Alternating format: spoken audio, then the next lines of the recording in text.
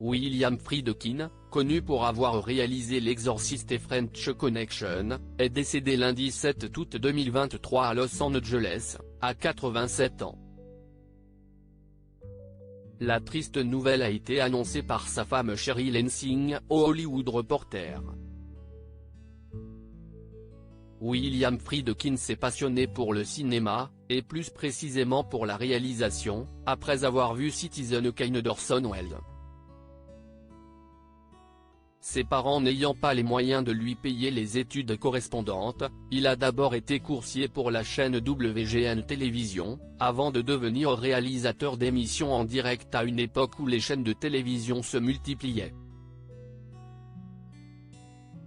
Cet Américain s'est ensuite spécialisé dans le documentaire, avant de se diversifier.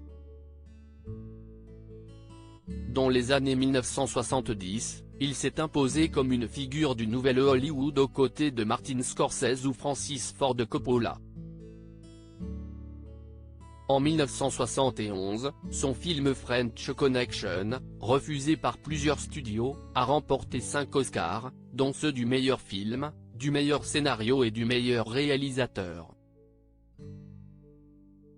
2 ans plus tard, William Friedkin a sorti un autre film devenu culte, L'Exorciste.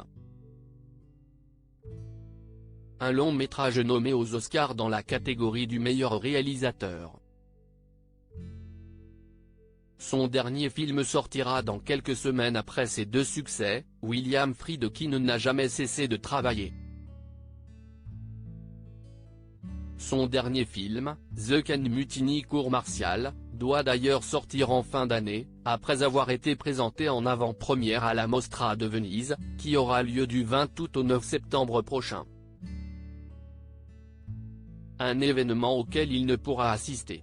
Lundi 7 août, sa femme Sherry Lansing a en effet annoncé le décès du cinéaste, à 87 ans, auprès du média américain The Hollywood Reporter. Pour le moment, les causes de sa disparition n'ont pas été précisées.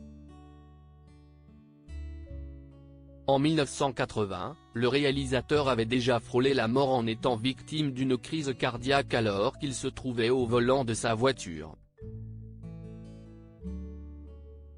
Père de 2 enfants, il a été l'époux de la Française Jeanne Moreau entre 1977 et 1979, de Leslie Ann Down entre 1982 et 1985, puis de Kelly Lange entre 1987 et 1990.